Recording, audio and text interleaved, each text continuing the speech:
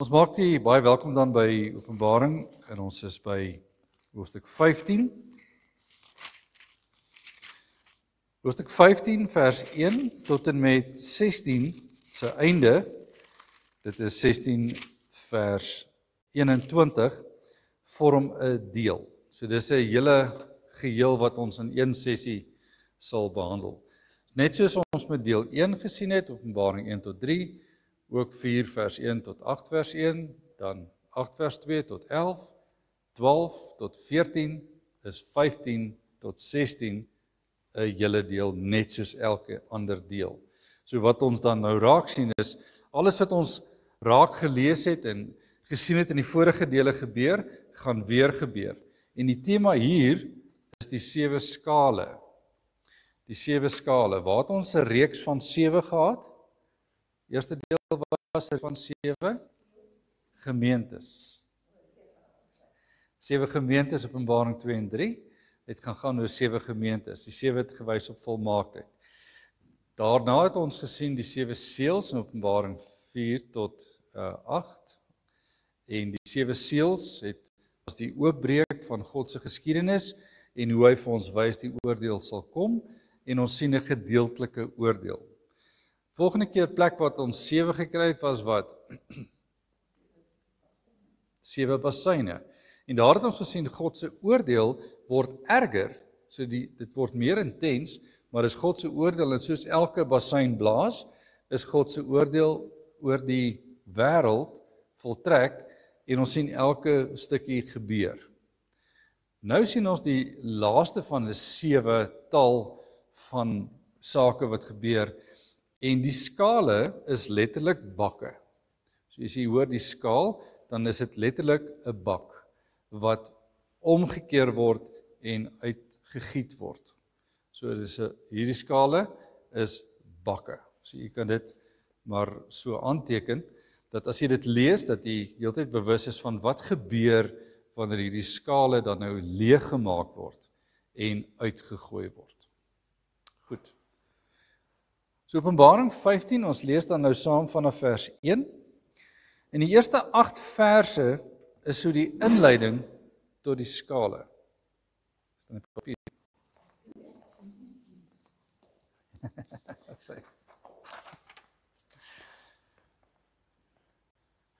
Goed, daar het almal uit die bladsy. Nee, is reg. So Openbaring 15, die eerste 8 verse gee vir ons die inleiding tot hierdie oordeelsaankondigings. Ek lees vers 1. En ek het 'n ander teken in die hemel gesien, groot en wonderlik. 7 engele met die laaste pa, want daarmee die grimmigheid van God volëindig. Vers 1 sê vir ons, wat gaan nou gebeur? Wanneer God se oordeel uitgegiet word, word hy dit weer eens gedoen, en ons sien dit reg deur Openbaring, dit word gedoen deur wie? Die engele wat God stuur. So die boodskappers is betrokke in dit wat die Here wil hê moet gebeur. 7 engele met die 7 laaste pla. In die pla word vir ons gesê dat dit gaan oor iets wat ons ook in Egipte gesien het.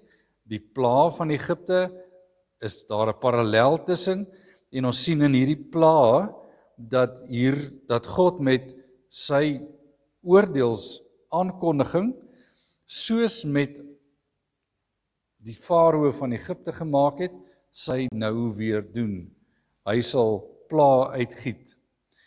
En hy gaan dit hier doen met skale. Ons sal nou dat die bedrywe na dit sien soos dit beskrywe word. Dan vers 2. En ek het gesien iets soos 'n see van glas gemeng met vuur. Waar het ons laas die see van glas beskrywing gehoor? Watter hoofstuk in Openbaring dink jy? 4 is reg. Wat het ons in Openbaring 4 gelees? Die troonsaal van God. Kom ons kyk gou vinnig daar. Blaai gou terug na Openbaring 4.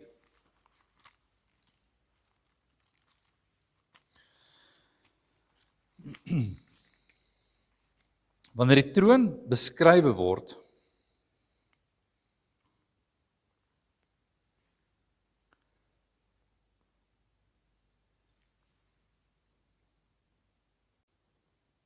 waar het ek dit gelees? 6, ja. As hy, vers 6 lees van Openbaring 4.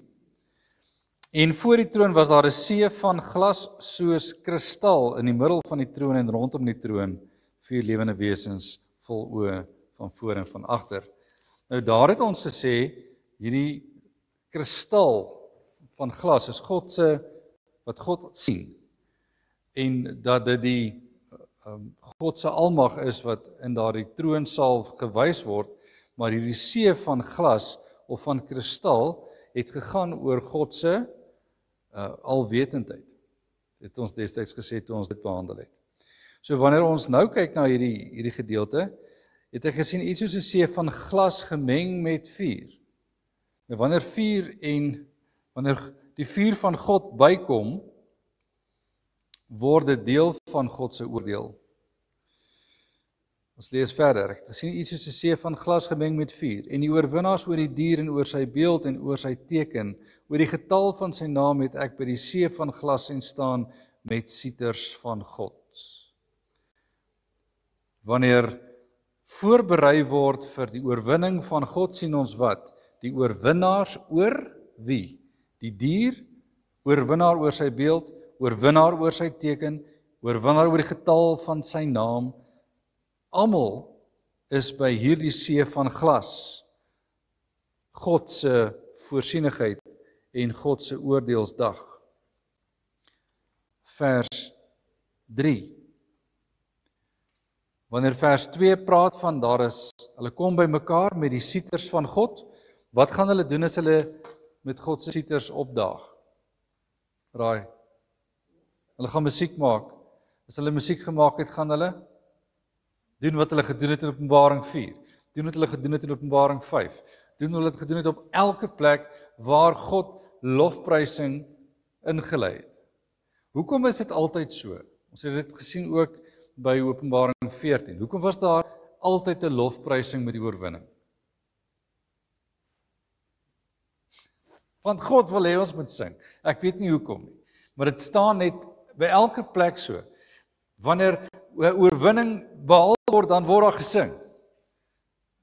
Dis God se wil dat dit moet gebeur. Dit staan elke keer daar. Gaan ons dit kan keer? Gaan ons sê, ag, jammer Here, ek weet nie eintlik hoe om te sing nie.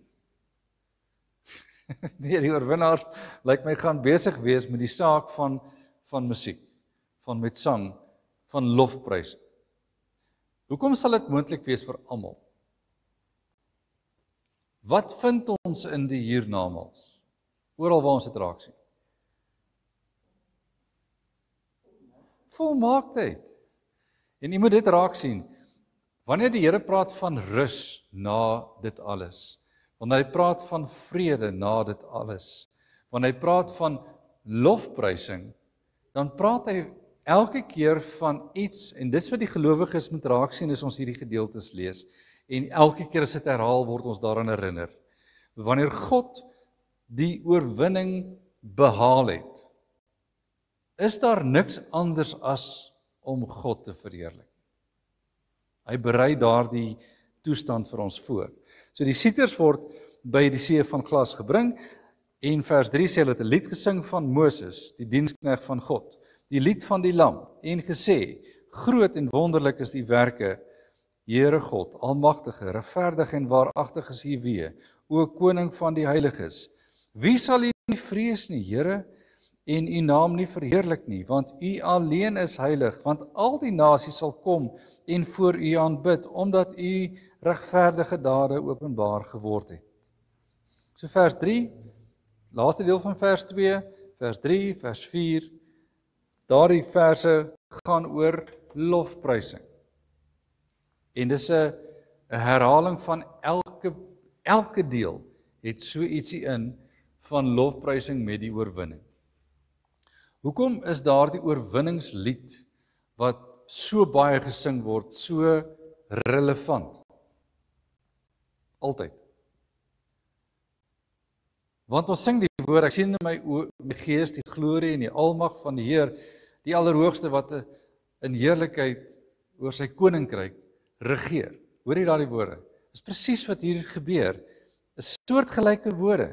As jy elke vers wat hier geskrywe staan oor die oorwinningslied, en jy gaan luister na hierdie lied wat iemand geskrywe het, dan het hulle mag gaan en daardie woorde net gaan insit.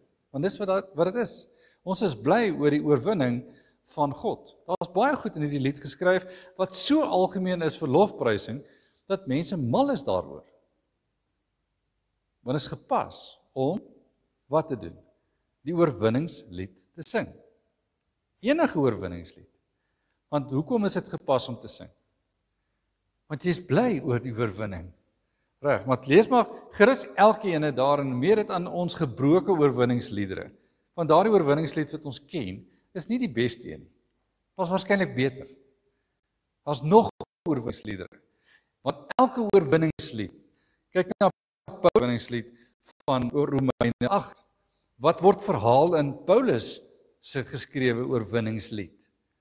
Pragtige woorde. En as ons dit toonset en ons sing dit, sou dit pas by hierdie lied? Baie mooi. En daar's soveel liedere opgeteken.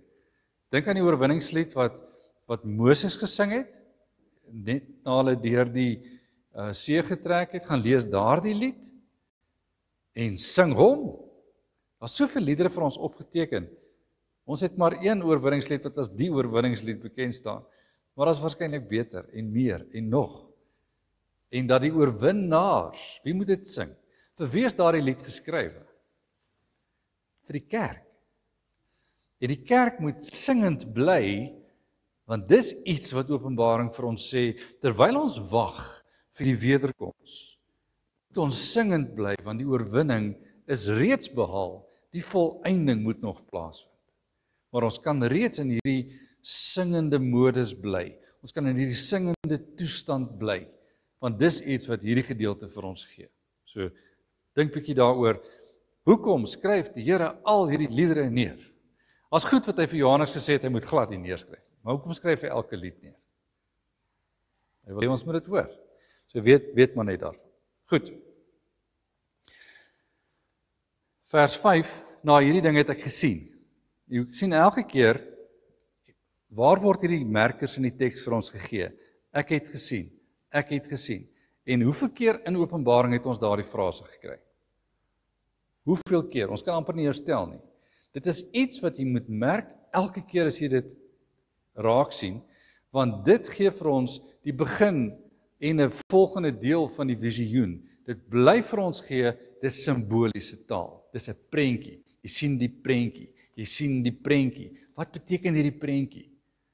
Al hierdie verklaarders wat graag so letterlik Openbaring wil lees, moet regtig begin kyk wat staan in die teks. Dis 'n baie belangrike deel vir elkeen wat Openbaring lees. Dis 'n simboliese prentjie en die prentjie sê iets. En ons verklaar dit heeltyd so. Goed, so ons trek al by hoofstuk 15 en ons sien nog steeds hierdie selfde manier van praat. So dis regdeur word dit so gegee. Soos ons by tekste kom en ons sê maar is hierdie dan nou letterlik?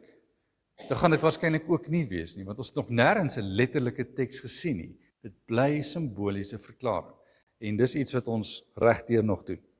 So in vers 5, na hierdie dinge het ek gesien en kyk, die tempel van die tent van die getuienis in die hemel is geopen. Wat is die tempel?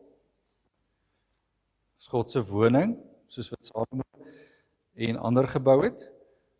En die tent is die tabernakel. So jy hoor God se woning, of dit nou die Ou Testamentiese tabernakel, hy word weer in Openbaring 21 genoem, maar wanneer jy die tent hoor, hoor ons tabernakel, wanneer ons tempel hoor, hoor ons die tempel van God. En dit lê altyd in God se woning, God se teenwoordigheid. So na hierdie ding het ek gesien, kyk, die tempel van die tent van die getuienis in die hemel is geopen. En die 7 engele met die 7 plaae het uit die tempel uitgekom, bekleed met rynblink linne en om die bors omgord met goue gordels. Nou word jy herinner daaraan, wanneer iemand uit die tent van samekoms uitkom en is geklee in wit met goue gordels, wie is hulle? Watter kleur het hulle aan? Priesterlike klere. Mooi. Mooi. So wanneer ons kry 'n prentjie dus dat die engele is bekleed met blink linne om die bors omgord met goue gordels, so hulle lyk soos priesterlike geklede engele. En een van die 4 lewende wesens het aan die 7 engele 7 goue skale gegee.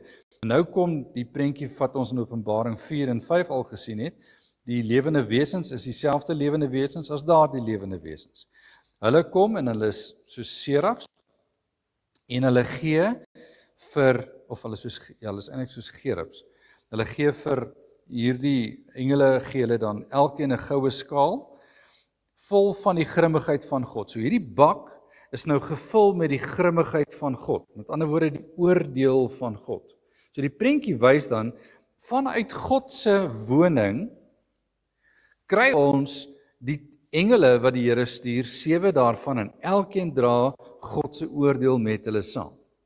Wanneer hulle nou die opdrag kry, kom die oordeel van wie af? Direk van God af. So hier is definitief 'n Gods oordeel en dis die oordeel wat hy dan nou in 'n finale fase gaan bring.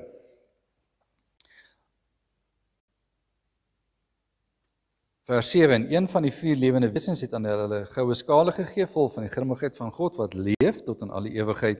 En dan vers 8, en die tempel het vol rook geword uit die heerlikheid van God en uit sy krag, en niemand kon ingaan in die tempel voordat die 7 plaae van die 7 engele volëindig is nie. En so ons kyk, ons sien die prentjie, ons sien die tempel en die tabernakel so in een prentjie. Ons sien die engele, 7 daarvan, bekleed soos priesters, met die skale, die bakke, vol van die grimmigheid van God. En toe hulle uit die tempel uitkom, toe kom daar 'n rook wat die tempel vul en niemand kon daar ingaan nie, totdat dit nie volëindig is. So dis die prentjie stop dan daar. So wat sien ons? Ons sien soos 'n gelaaide geweer oorgehaal word. Reg om te skiet. Is ons nou gereed om te kyk, nou hoe gaan die Here die 7 skale uitgiet en wat gaan gebeur as hy dan oordeel? So jy kan hoor, is 'n baie verkorte weergawe van die oordeelsaankondigings. Dan vers 1 hoofstuk 16. En ek het 'n groot stem uit die tempel aan die 7 engele hoor sê. Wie is hierdie stem?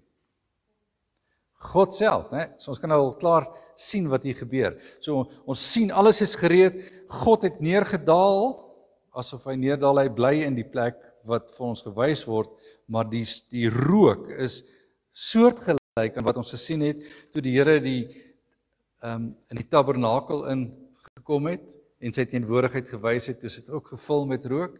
Dieselfde het gebeur op die berg in die wolk, dieselfde het gebeur met Salomo se inwyding by die tempel. God se teenwoordigheid word simboliseer. Nou hoor ons die groot stem van hom wat daar woon. Ons hoor dit, die stem van God. En wat sê hy? Vers 16. Gaan gooi die skale van die grimmigheid van God op die aarde uit. Nou kry hulle die opdrag.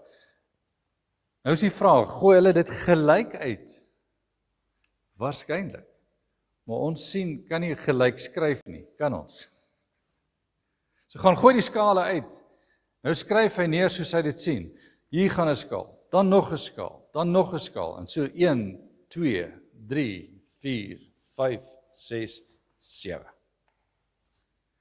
Hoe vinnig dit gebeur, word nie vir ons beskryf nie. Maar nou sien ons hulle een vir een. Kom ons sien hoe lyk hulle dan. Eerste 4 skale. Toe gaan die eerste een weg en hy gooi sy skaal uit op die aarde en kwaai en bose swere het aan die mense gekom wat die merk van die dier gehaat het en sy beeld aanbid het. Goed. Hier kom daar die merk van die dier, aanbidding van die beeld, Openbaring 13. Merk van die dier, aanbidding van die beeld. So die skaal word uitgegooi op die aarde. Wie word getref? Die mense, watter mense?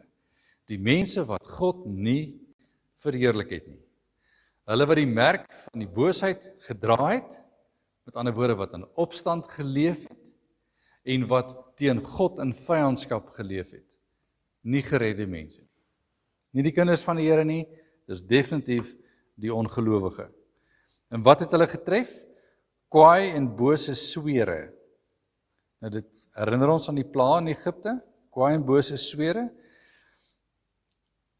en hulle het dit ontvang. Niks meer word gesê nie, swere het hulle getref. Tweede vers, tweede engel, vers 3. En die tweede engel het sy skaal op die see uitgegooi en dit het bloed geword. So die eerste een is op die aarde, en ons sien die mense kry swere, bose swere, God stuur dit. Dan, tweede engel, gooi dit uit in die see, en die see word bloed. Dit het bloed geword soos van 'n dooie, en al die lewende wesens in die see het gesterwe. Nou word ons herinner, toe die 7 basyne geblaas het, hoeveel het gesterf? 1/3. Elke plaag omtrent kon ons sien, het 1/3 gesterf. Hoekom net 1/3? Het ons mekaar toe gesê. Genadetyd, God se oordeel was besig om te gebeur, maar almal word opgeroep tot bekering, sodat jy gered kan word en erken, God is my Here. Is daar nie bekering gekom het nie? Wanneer hierdie saak gebeur, is dit verby. Want daar staan alles is dood, het niemand losgekom nie. Is niemand gered nie. Dat ons dink aan die 2 Petrus 3 geskiedenis, soos wat daar verwys word terug na Noag toe, soos tot op die dag van Noag het mense gespot en gesê, dit sal nie so, daar sal nie 'n oordeel kom nie, dit sal nie reën nie, ons sal nie sterf nie, gister was soos gister was, son het opgekom, die son het gisterand gesak, vandag sal 'n nuwe dag wees soos gister maar was. So het mense begin spot. En die spotters van ons tyd van vandag, sê 2 Petrus 3, is nog steeds so. Daar sal nie 'n oordeel kom nie.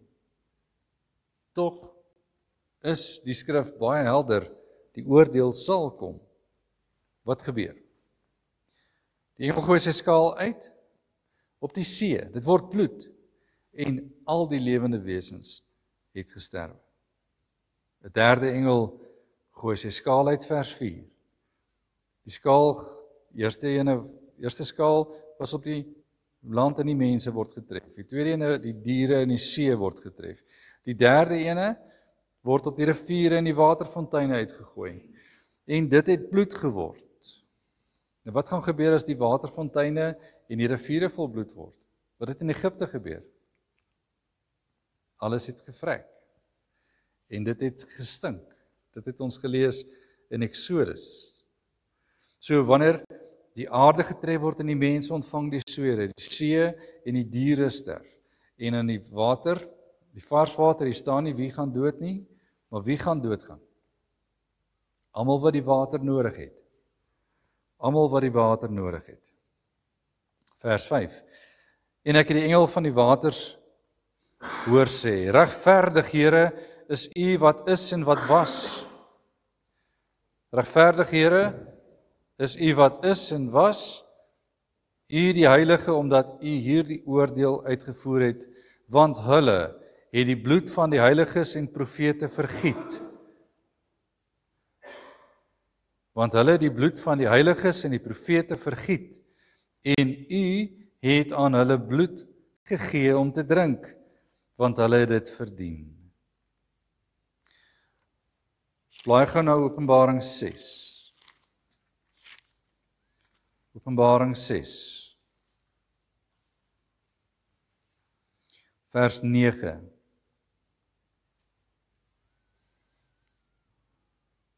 Vyfde seël word oopgemaak. Die siele van die wat gedood is ter wille van die woord van God en die getuienis wat hulle gehad het, het geroep in vers 10. En hulle het met 'n groot stem uitgeroep en gesê, hoe lank, o heilige en waaragtige heerser, oordeel en wreek U nie ons bloed op die bewoners van die aarde nie? Hoe lank nie, Here? Wat gebeur hier? Die bloed van hulle wat moes sterf word gewreek Wat staan dit? Nou, dis die stryd op aarde, Openbaring 6, Openbaring 11, die twee getuies, is besig om die evangelie te verkondig, hulle doen dit vir 'n bepaalde tyd, en mense voer teen hulle oorlog, en die getuienis is volëindig, vers 7, Openbaring 11 vers 7 lees. En wanneer hulle hul getuienis volëindig het, sal die dier wat uit die afgrond opkom teen hulle oorlog voer, en hulle oorwin, en hulle doodmaak, en hulle lyke sal lê op die straat van die groot stad wat geestelik genoem word, Sodom in Egipte, waar ook ons Here gekruisig is. Hulle sal nie begrawe word nie. Die bewoners van die aarde, vers 10, sal bly wees, hulle verheug, en vir mekaar geskenke stuur oor hierdie profete wat gedood is. So wat staan in as hierdie vierde engel nie net uitgooi nie, maar ook iets bysê. Bysê. Prys die Here. Want vers 6, baie belangrik, want hulle het die bloed van die heiliges en die profete vergiet. En daar moet jy hoor wat God doen met die finale oordeel. Wanneer die mense gepynig word, die see, die aarde, en dan hierdie vierde een wat die bloed, wanneer die mense gedood word, en die bloed, daar staan gedrink word daar bedoel, dis 'n simboliese drink, dis nie 'n letterlike drink nie, maar dat hulle die bloed sal smaak van dit wat hulle gedoen het. Want as ons lees in die skrif, aan God kom die wraak toe. Aan God kom die wraak toe. Wat beteken dit? God sal besluit wanneer die wiel gedraai het van die bose. Wanneer die wêreld op 'n einde gekom het aan hulle omverwerping van hierdie Christelike staat. En waar hulle probeer het om alles te vernietig wat 'n Christen moet wees, waar ons moet wees, waar ons moet leef, hoe ons moet aanbid, dat ons moet aanbid, dat ons die evangelie sal verkondig, en ons is doodgemaak. Dan weet die Here hoe om die wraak uit te voer. Aan God kom die wraak toe. En dis presies wat hier gesê word, en hierdie boodskap moet by u tuiskom. Wanneer die heiliges onder die altaar sê, maar Here, hoe lank nog? Dink aan die groot verdrukking wat Jesus van praat. Wanneer die groot verdrukking plaasgevind het en baie mense het gesterf en die Here het dit nog verkort sodat almal nie, dat mense kan nog steeds glo tot op die einde. As dit gebeur het, dan hoor ons die troos van God. Dat maak nie saak hoeveel sterf nie. Die Christen se dood is 'n deurgang tot die ewige lewe. Die Christen se dood is 'n hoopvolle sterwe. Ons sterwe omdat ons in Christus 'n finale hoop gekry het. Die bloed van die martelare was die saad van die geloof. Dis wat ons in die middeleeue gehoor het. Dis wat die kerk vandag nog sê. Maak nie saak hoe mense die Christendom haat nie, want dis verseker as weer 'n nuwe kurwe van haat wat toegeneem het teenoor die Christendom. En regtig, jy moet dit hoor, reg oor die wêreld is daar sulke areas waar dit erger en erger word. En ons kan dit nie ontken nie. Die wêreld is die draak self. En die dier uit die aarde en die dier uit die see. Beide wil en hulle brand om die Christene te vermoor en dood te maak. Dit is die motief. En dis die draak se motief van die begin af. Want die vrou is die fokus en sy moet gedood word. En die vrou is die een wat beskerm word, die kerk. En dis sy van wie hier geskrywe is, ons profete, daar staan dit in vers 6, die bloed van die heiliges en profete is vergiet. Daarom God se oordeel.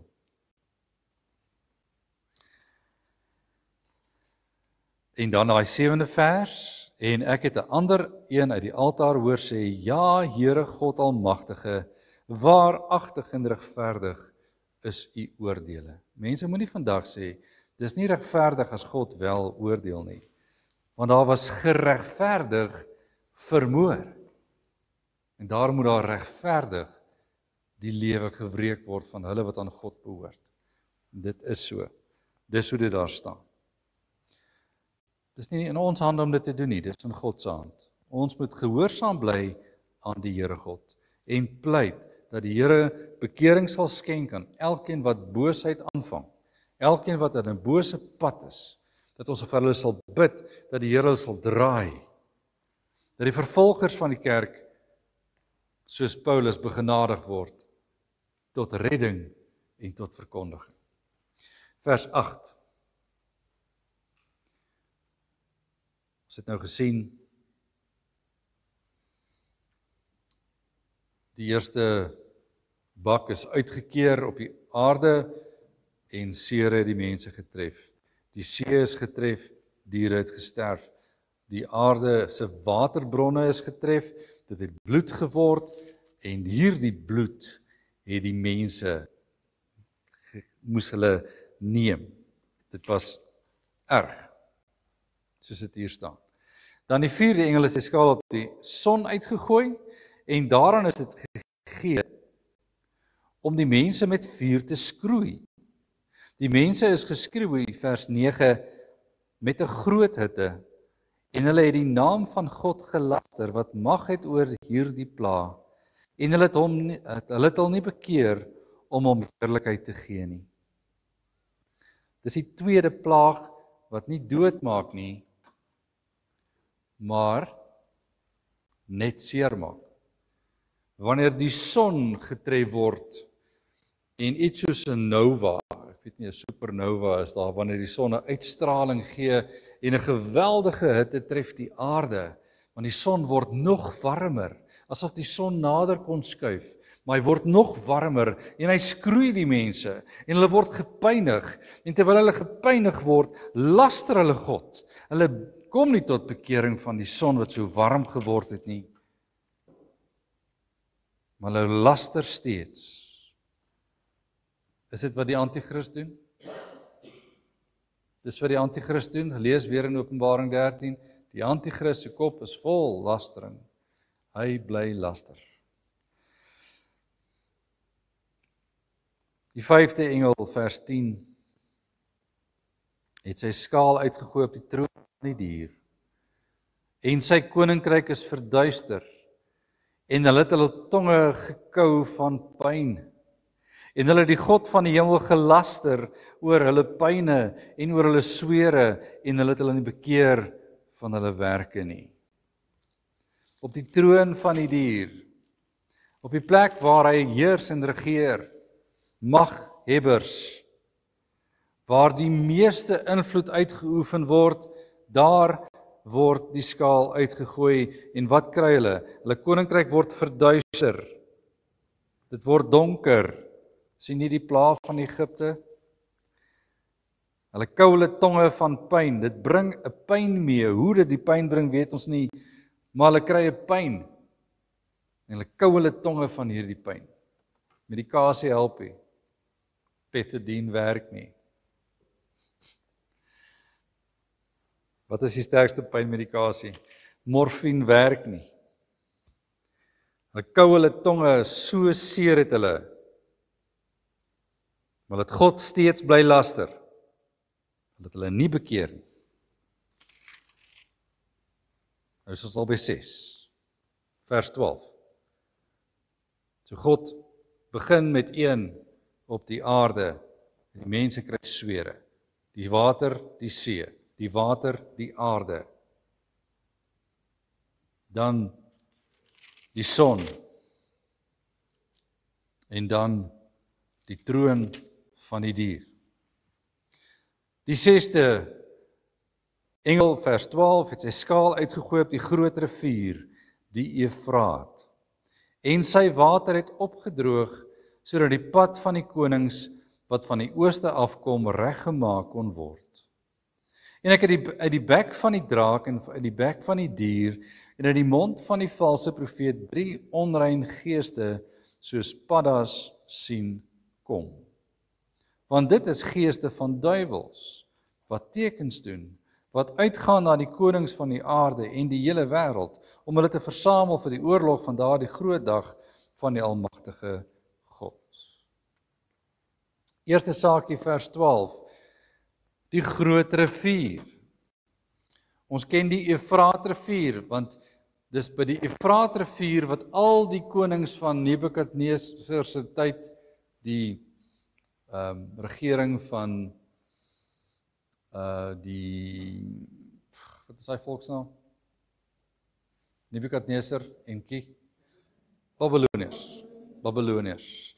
Die Babyloniërs het gekom en hulle het deur die Efraat gekom. Die Assiriërs het gekom voor hulle en hulle het gekom deur die Efraat. Die Efraat rivier was die groot rivier. En as die Efraat rivier opgedroog het, was daar geen versperring vir enige inval van die ooste kant na Israel toe nie. Dit was die pad wat hulle almal gekom het.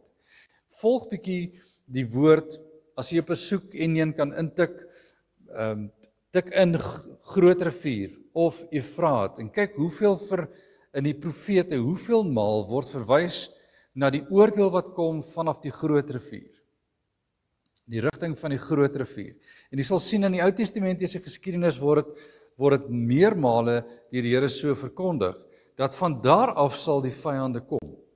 En dit is vir Israel altyd 'n plek wat hulle moes beskerm. Hulle moes daardie deel beskerm van die Efraat se kant af. En as hier gesê word, die Efraat het opgedroog. Wat gebeur met die droë rivierbedding? Wie het al die visrivier gestap? Wie het al gaan stap deur 'n droë rivier in enige kant van die land? Ons grens in die noorde kant is riviere van ons land. En as dit 'n droë rivierbedding is sonder krokodille,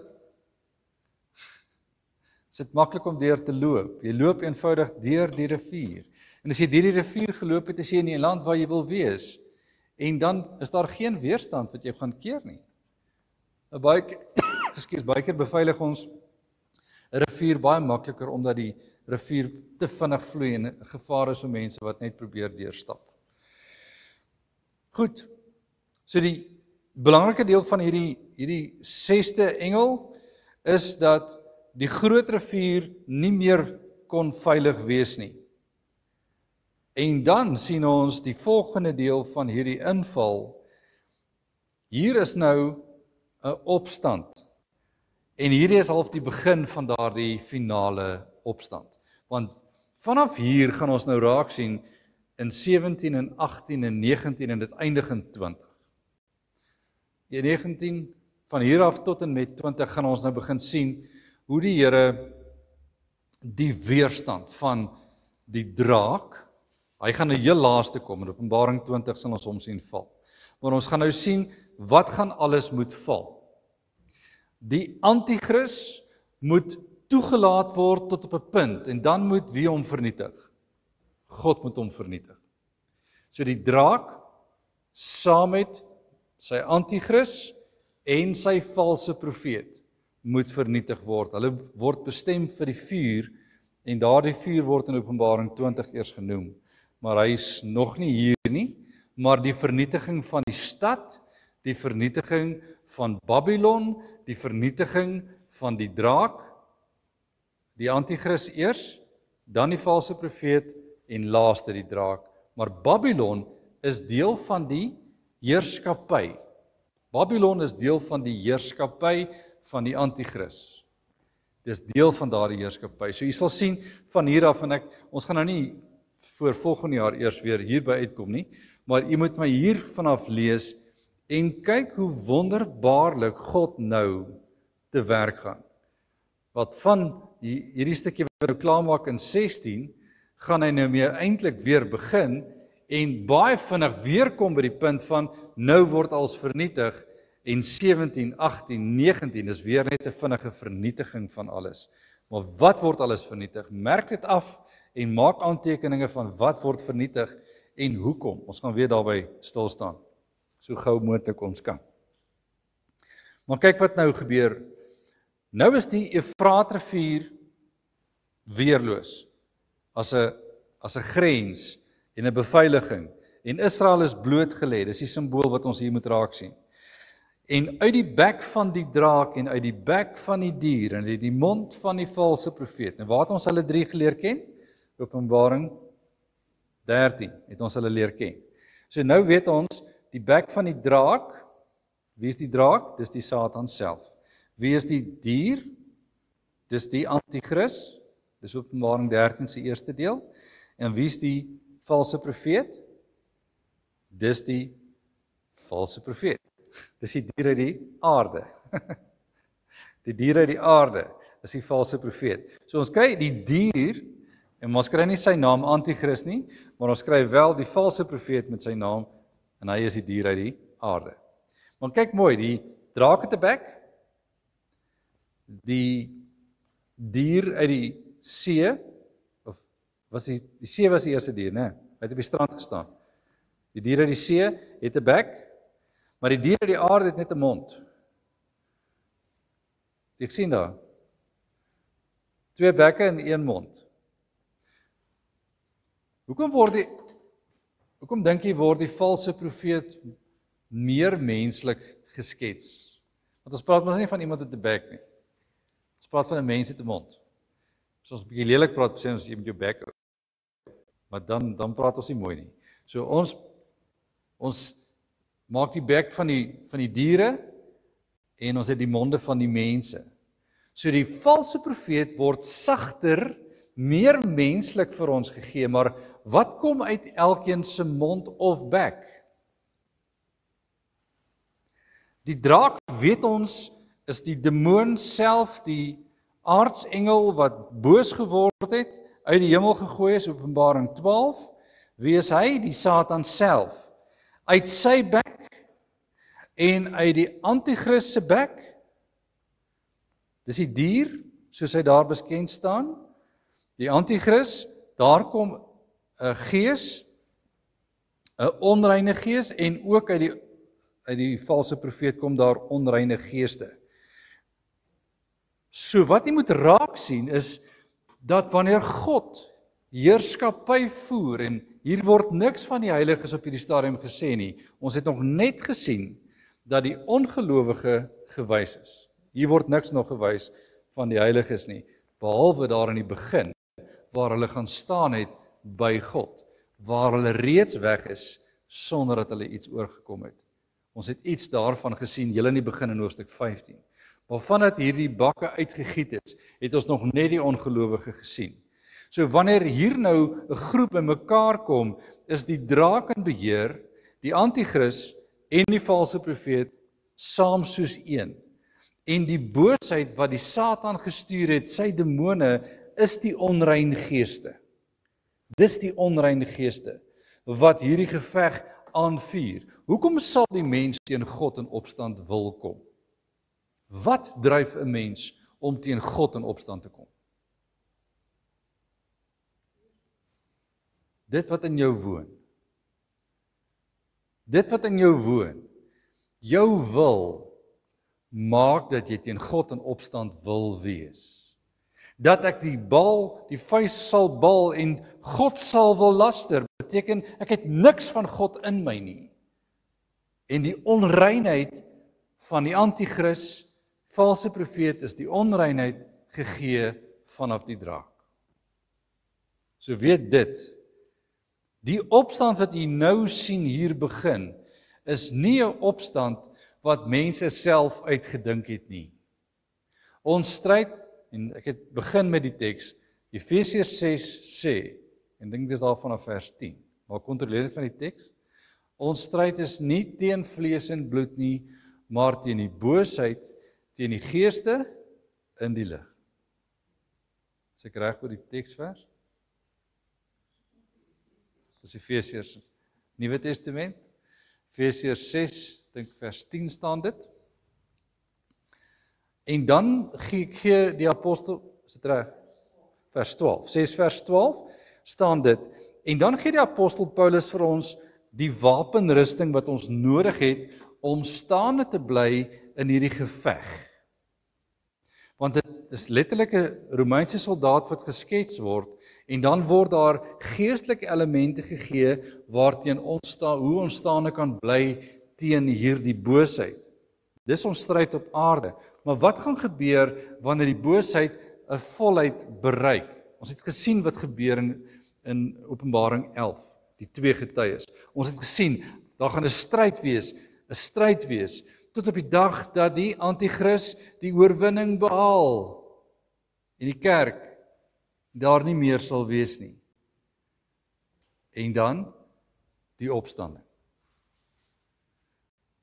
Jy hoor dit. So die stryd op aarde is gedryf deur boosheid, deur die geeste in die lig, deur die Satan self. Maar ons is nie onmagtig nie. Hoor die woord. Ons is nie onmagtig nie. Want wie het al die mag? God het. Reg. So wanneer hierdie sogenaamde oorwinnaars storm op God af, wie dink hulle storm hulle? Hulle dink dis een wat hulle kan oorwin.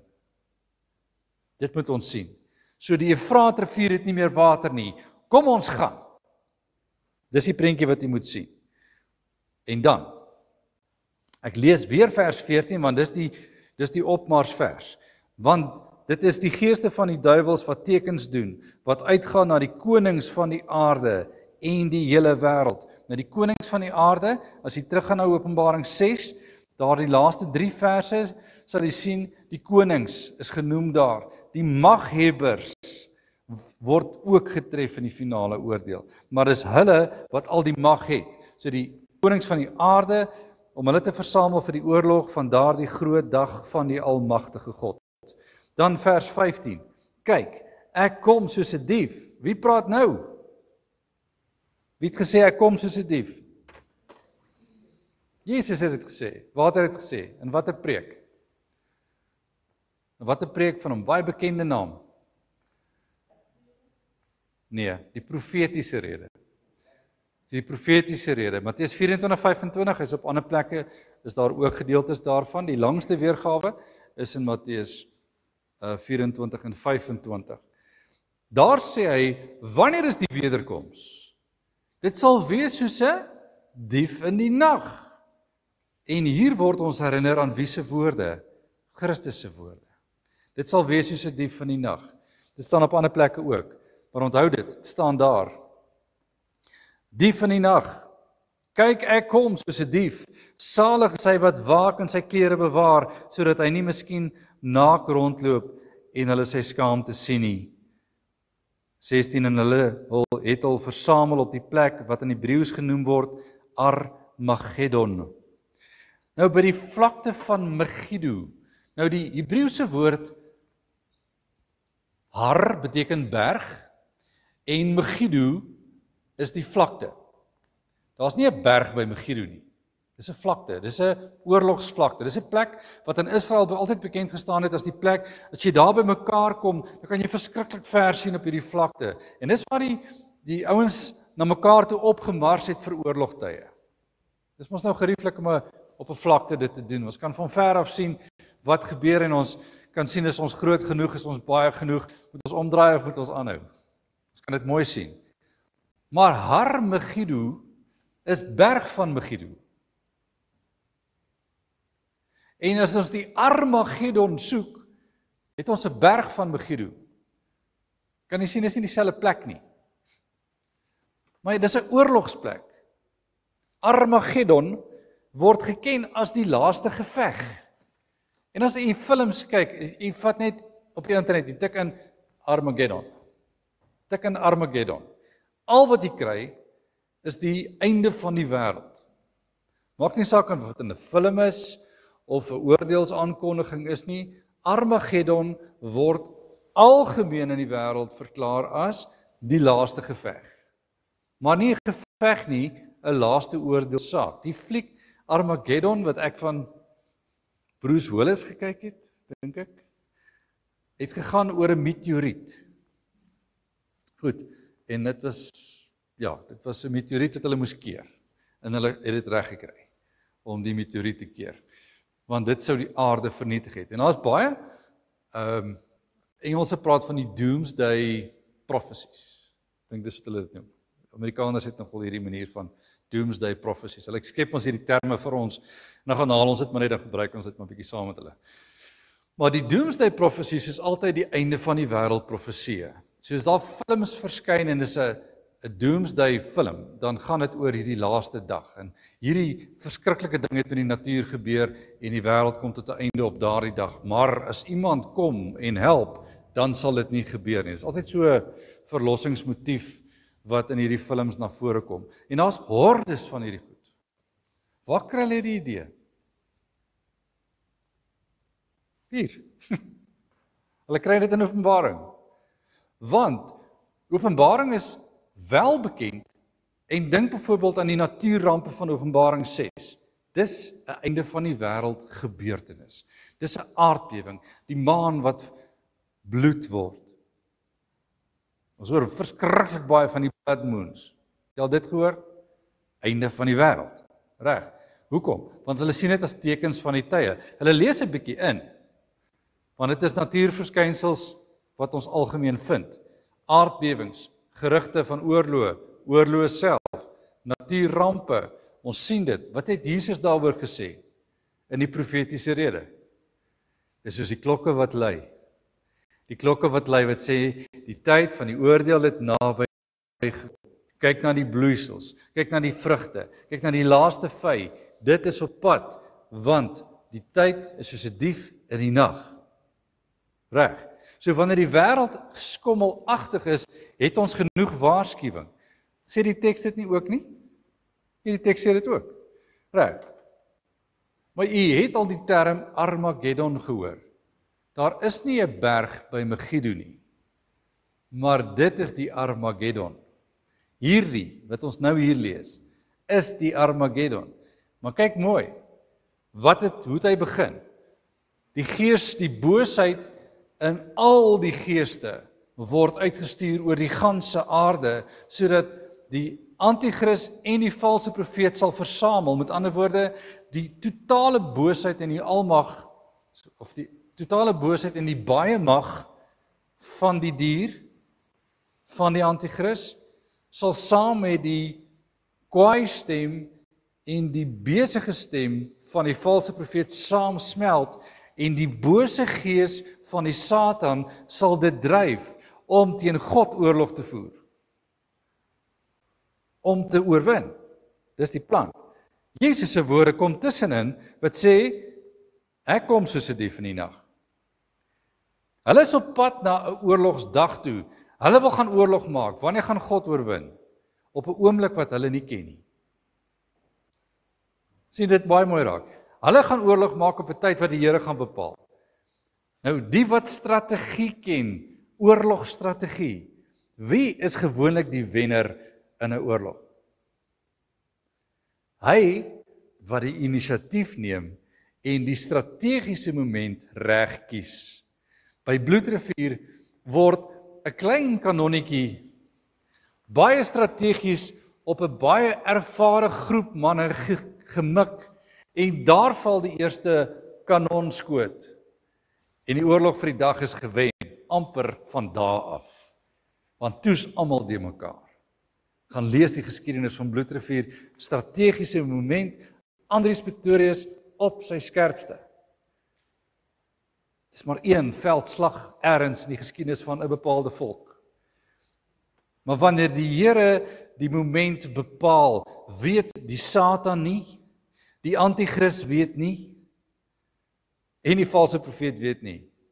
Maar hulle maak reg vir die oorlog. Wat is die kans? Sien die almag van God. Sien wie is eintlik in beheer. So hulle maak reg om die geveg te begin. Ek is nog steeds by 15. Salig is hy wat waak en sy klere bewaar, sodat hy nie miskien naak rondloop en hulle sy skaamte sien nie. In vers 16 het gesê, en hulle het hulle versamel op die plek, wat in Hebreëus genoem word, Armageddon. Vers 17, met ander woorde, by die plek waar ons gewoonlik oorlog voer. En dan, en die 7de engel het sy skaal uitgegooi in die lug. Daai was die 6de skaal, wat ons nog gekyk het. Nou 7de skaal. En die 7de engel het sy skaal uitgegooi in die lug. En 'n groot stem het uit die tempel van die hemel gekom en van die troon af wat gesê het, dit is verby. En daar het stemme gekom, en donderslae, en bliksemstrale, en daar het 'n groot aardbewing gekom, soos daar nog nie gewees het vandat die mens op die aarde was nie. So 'n geweldige groot aardbewing, en die groot stad is in 3 dele verdeel, en die stede van die nasies het geval, en die groot Babylon is in gedagtenis gebring voor God, om haar te gee die beker met die wyn van die grimmigheid van sy toorn, en alle eilande het gevlug, en berge is daar nie gevind nie, en groot haal omtrent 'n talent swaar, omtrent 30 kilogram in gewig. En uit die hemel op die aarde, en het uit die hemel op die mense geval, en die mense het God gelaster oor die plaag van die haal, omdat sy plaag ontsettend groot was. As God hierdie skaal uit die hemel laat kom, dit word nou gegooi, die eerste een is gegooi op die aarde, die laaste een is gegooi in die hemel. En dan reën dit neer, en ons sien die hele natuur is in vervoering, en ons sien die haalsteen is so groot soos 30 kg per steen. Niemand kom daar verby nie. 'n halwe mens. Klein mense, maar 'n halwe mens. En is verby. Dis verby, al laster jy hoe. Jy gaan nie hier oorleef nie. Wie wen? Boosheid of nie? Wie wen? Wie wen? Ons staan nou weer daar by die see van kristal, met die sieters in die hand. Wie wen? Die lied is gepas. Hy word gesing, en dan is dit verby vir die wêreld wat teen God in opstand was. Hoor jy die groot kontras tussen die rustigheid en die vrede in God en hierdie woestheid van die oordeel en die onrus met die Satan wat ons aanvoer. Dis nie 'n geveg wat hy eers 'n kans staan om te wen nie. En jy hoor in hierdie gedeelte min sagte inleidings.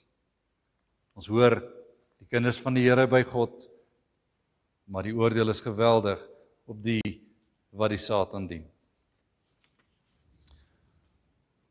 Enige vrae oor enige van hierdie inhoudstukkies? Goed. Soos jy kan hoor, is 'n baie kompakte laaste dag gebeurtenis. Asof hierdie bakke omtrent soos een man uitgegooi word. Dit word eintlik net vir ons beskryf. Maar jy hoor die klagtes, jy hoor die laster en jy hoor die oordeel van God. Ek lees die vraag op bladsy 17. Die opstand van die draak, Antichrist en valse profeet, en hulle werk in die geestelike opstand van die mensdom teen God is die hoofdoel. Hoor mooi wat daar staan. Die opstand van die draak, dan word die ou wat alles begin, die Antichrist wat luister na hom en die mag van hom afkry, Openbaring 13, en die valse profeet wat doen wat die Antichrist sê, en hulle werk op die geestelike opstand, 'n werk in die geestelike opstand van die mensdom teen God. Dis alwaaroor dit gaan. Hulle wil self regeer en bly veg vir hierdie doel. Besin oor hulle vermoë om God te ontroon. Deur te kyk na Openbaring 16 vers 17 tot 21. Kyk ook na Openbaring 6 vers 14 tot 16. Lees veral Openbaring, lees saam met my, Openbaring 6 vers 16.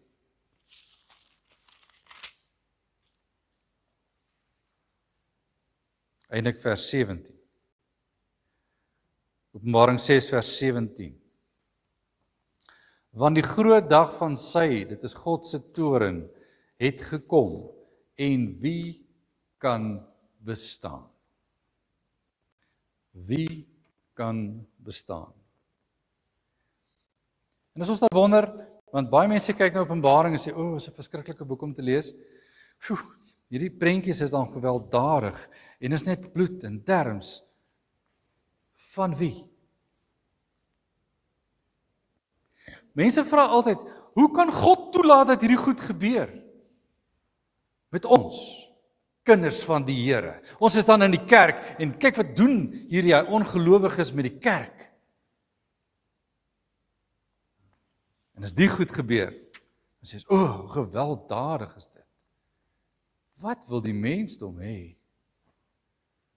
God kom om sy kinders te bewaar en die boodskap van die Ou Testament, veral die banvloek boodskap, wil jy moet dit gaan soek. Vat die selfoon en tik in op die Bybel toepassings wat ons het, banvloek.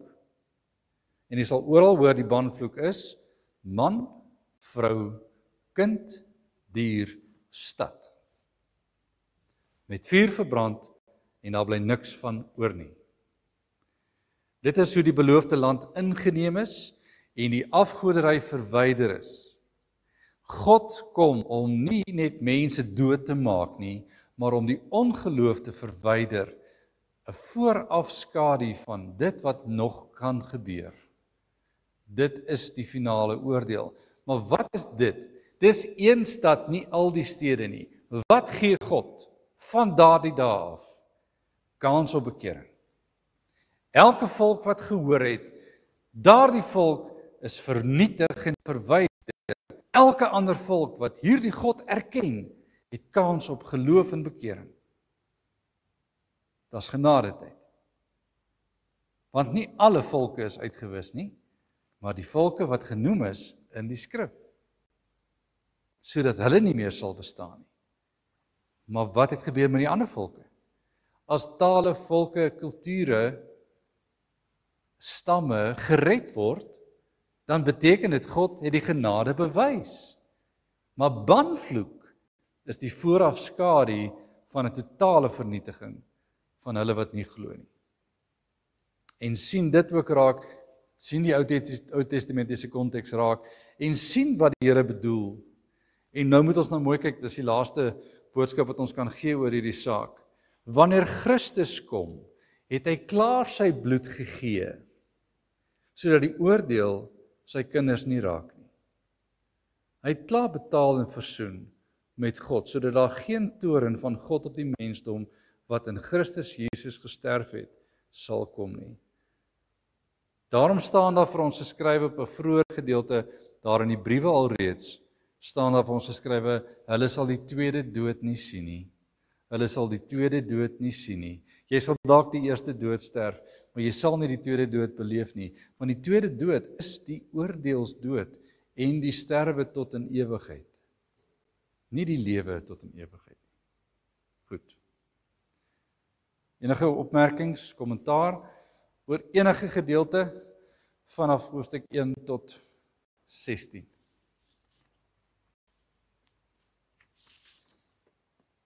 Goed. Dis die vinnigste wat ek nog 16 hoofstukke van Openbaring behandel het. Maar sien dit as 'n manier om dit te lees en 'n groot boodskap te sien. Moenie verval of vasval in elke stukkie prentjie. Kry die groot prentjies gesien. Lees vinniger deur die deel en ek hoop ek het vir julle nou 'n aanduiding gegee van die struktuur, minstens tot by hoofstuk 16. Lees die strukture stukkie vir stukkie. Moenie 1 tot 16 lees nie. Lees 1 tot 3. Maak seker ek verstaan 1 tot 3 en die betekenis. Dan lees ek 4 tot 8 of 8 vers 1. Dan lees ek 8 vers 2 tot 11. In sy gedeelte sien die konteks.